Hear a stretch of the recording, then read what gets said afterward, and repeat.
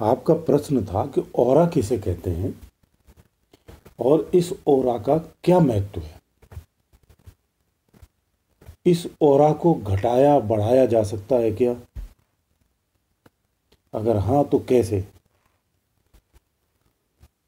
देखिए, ऑरा जो जिस जिस ऑरा की आप बात करते हो, ऑरा शरीर से निकलने वाली जो ऊर्जा होती है ना, वो जो हम दृश्य में देखते हैं परिध में, उसे हम ऑरा कहते हैं। हर जीव का एक ऑरा होता है। वो जीव किसी भी कैटेगरी का हो, लेकिन उसका एक निश्चित ऑरा होता है। जब आप बारीकी से देखेंगे ध्यान से, तो किसी भी शरीर को या जीव को आसपास देखेंगे तो एक प्रकाश दिखता है उसके। जब ध्यान से एक टक देखेंगे तो प्रकाश दिखता है उसके परिध में। दरअसल उसी को हम ऑरा कहते हैं, यानी उस शरीर से निकलने वाली तरंगे। ये सूक्ष्म से देखा जाता, बहुत बारीक दृष्टि से आपको ध्यान लगा के देखना पड़ता, तभी दिखता है। तो ऑरा के रंग भी अलग होते हैं। ऑरा को घटाया बढ़ाया भी जा सकता है, और इस ऑरा का बहुत बड़ा महत्व अगर देखा जाए तो तांत्रिक लोग या सामाजिक प्रतिष्ठा के लिए लोग इसका प्रयोग करते हैं, इस्तेमाल में लाते हैं। लेकिन संतों के लिए ये कोई महत्व की बात नहीं है, वो इन चीजों पे ध्यान भी नहीं देते हैं। सज्जनों को इस पे ध्यान देना भी नहीं चाहिए, क्यों? उनके लिए कोई काम की चीज नहीं है, उनके लिए कोई महत्व नहीं रखती है। सीधी बात है, आप जो कार्य करेंगे उसमें ऊर्जा पैदा होती है, तो उस ऊर्जा को प्रभावी होता है, तो उस ऊर्जा को देखा जा सकता है, वही ऑरा होता है। तो मैं पहचान बता दूं, जैसे बहुत से तांत्रिक लोग इसका यूज करते हैं समाज में मान सम्मान प्रतिष्ठा बढ़ाने के लिए, लोगों में अपने चमत्कार या अपने आप को श्रेष्ठ दिखाने के लिए लोग इसको करते हैं। कुछ विशेष जाति के लोग तो बहुत करते हैं। कई सारे लोगों को मैं जानता हूं, इस ऑरे से ही उन्होंने बहुत सारी भीड़ों को इकट्ठा कर रखा है। खैर, वो चीज़ अलग है, लेकिन मैं विषय पे रहूँगा। तो ऑरा जो होता है वो एनर्जी को कहते हैं, शरीर से निकलने वाली। कैसा कैसा होता मैं उसको बता देता हूँ। देखिए, जो व्यक्ति तामसिक शक्तियों की साधना करता है, तो निश्चित रूप से उसके उसी हिसाब से उसकी एनर्जी शरीर में जनरेट होगी। अगर वो मंत्रों का जाप करता है, साधना करता है, तो उसी तामसिक गुणों से संबंधित जो है वो ऊर्जा उत्पन्न होती है। यानी उसके शरीर से उसके ऑरे में लाल रंग का ऑरा दिखेगा। उसकी परिध जो होगी वो लाल रंग की दिखेगी, या हल्के पिंक कलर में दिखेगी।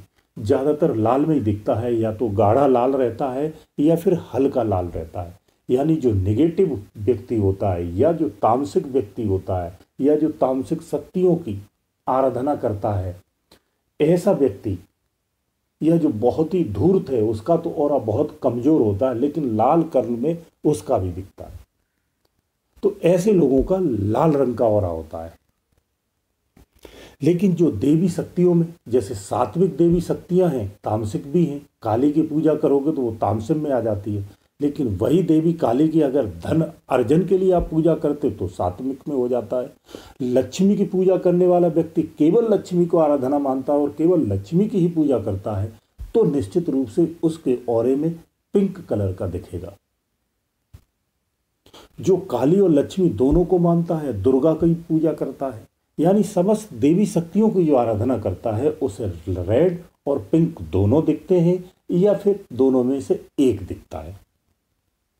अब इसके बाद बात आती है अगले कलर की। अब जैसे हनुमान जी हैं, जो हनुमान जी की सेवा करता है या जो हनुमान जी की भक्ति करता है, तो जो हमारे संतरे का कलर होता है ना, इस कलर का उसका ऑरा दिखता है। तो उस ऑरे से जो लोग बताने वाले होते संसार में, जो अपनी मान प्रतिष्ठा को बढ़ाने के लिए करते हैं या पैसा कमाने का व्यापार भी करते हैं, लोग ऐसी चीज़ों का इस्तेमाल करते हैं, तो वो लोग उस ऑरे को देखते हैं। उस ऑरे को देख कर को उसे बता देते हैं कि तुम हनुमान के भक्त हो, या तुम दुर्गा के भक्त हो, या तुम काली की भक्त पूजा करते हो।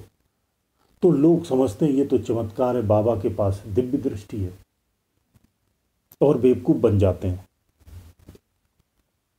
अगर शिव का कोई भक्त है, वो भगवान भोलेनाथ, उनका अगर कोई भक्त है तो उसके ऑरे में नीले कलर की आभा दिखेगी, हल्का व्हाइट भी दिखेगा और नीले की अधिकता रहेगी। इससे पता चलता है कि वो शिव का भक्त है। अगर कोई ब्रह्मा, विष्णु, महेश, राम, भगवान कृष्ण, सीताराम या राधा कृष्ण, इनका कोई भक्त है और इनको मानने वाला है, तो उसका निश्चित रूप से उसके ऑरे में पीलापन आता है, उसका ऑरा पीला होता है। अंदर में सफेद, बाहरी परत नहीं, अंदर में पीला और बाहरी किनारे पे सफेद ऑरा होता है। वो कृष्ण भक्तों का होता है। इस तरह से हम ऑरे से जान सकते हैं कौन किस स्वभाव का है और कौन किस देवता की पूजा करता है, किसका कौन भक्त है। जो लोग अपने सतगुरु के भक्त होते हैं या निर्गुण ब्रह्म के जो उपासक होते हैं, यानी जो केवल ध्यान साधना करते हैं, मंत्र साधना नहीं, केवल ध्यान साधना करते हैं, या गुरु के बताए मार्ग पर या गुरु के दिए हुए किसी युक्ति या शब्द का आराधना करता है, ऐसे व्यक्ति का जो ऑरा होता है वो सफेद ही होता है, केवल सफेद होता है। और अगर उसका ऑरा कमजोर है थोड़ा सा, तो उसमें हल्का सा पीलापन दिख सकता है या नीलापन दिखेगा। इसके अलावा कोई तीसरा रंग नहीं दिखता है। मोस्टली वो प्योर वाइट ही होता है। अगर बहुत अच्छा साधक है तो उसका ऑरा बहुत ही तेज और प्रबल दिखता है और बहुत ही तेज प्रकाश दिखता है और पूरा वाइट रहता है, तरंगें स्पष्ट दिखती हैं। जो अच्छी साधना करता है उससे पता कर लेते हैं। जो चतुर लोग होते हैं ना, जो व्यापारी होते हैं ना, धर्म के व्यापारी, वो इसको देख करके पता कर लेते हैं तुम क्या करते हो। जाहिर सी बात है, जब आप उसके भगवान का पता कर लोगे तो उसके विचारों को आप जान जाते हो और उसी से संबंधित उनके विचारों का वो वर्णन कर देता है। इससे लोगों को लगता है कि ये बहुत ही महापुरुष है, ज्ञानी पुरुष है। अब ऑरे को बढ़ाया कैसे जाए, तो साधना को बढ़ा दीजिए, ऑरा बढ़ जाता है। यानी कहने की बात यह है, जैसे गाड़ी की स्पीड आप बढ़ाते हो, एक्सीलेटर बढ़ाते हो तो स्पीड बढ़ जाती है, ऐसे ही आप अपनी साधना को और दृढ़ कर दीजिए और समय देने लगी तो आपका और बढ़ जाएगा।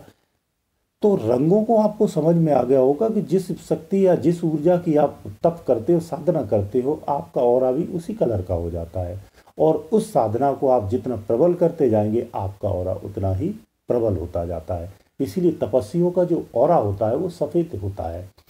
ऑरा जब जितना तेज होगा उतना ही आपके इर्द गिर्द रहने वाले जीवों को, वस्तुओं को, जानवरों को, सबको प्रभावित करता है। अगर आपका ऑरा पॉजिटिव है, पॉजिटिव एनर्जी का ऑरा है, तो आपके इर्द गिर्द रहने वाले ज़्यादातर हिंसक व्यक्ति ही आपको आकर के, हिंसक जानवर आकर के आपके आसपास में ठहरेंगे, जो आप पे कदापि हमला नहीं करेंगे, आपके मित्र हो जाएंगे। कोई कितना भी, जिसका ऑरा बहुत प्रबल है, अगर कोई कितने भी तमोगुण में आए, आपके पास आके आ जाए, नाराजगी में आए, वो स्वतः से आपके पास बैठते ही शांत हो जाएगा और आपसे नाराजगी भी उसकी दूर हो जाएगी। ये ऑरे का प्रभाव होता है, यानी आपके शरीर से जो आप तप करते हो उसका एनर्जी का प्रभाव होता है। इसलिए आपने देखा हो, जो तपी और ऋषि मुनि जो होते थे, या जंगल में अभी भी बहुत सारे लोग हैं जो रहते हैं, उनके आसपास हिंसक जानवर रहते हैं जो कभी भी उन पर हमला नहीं करते, बल्कि उनके वो मित्र हो जाते हैं। यही होता है ऑरे का प्रभाव। गुरुदेव दयालु।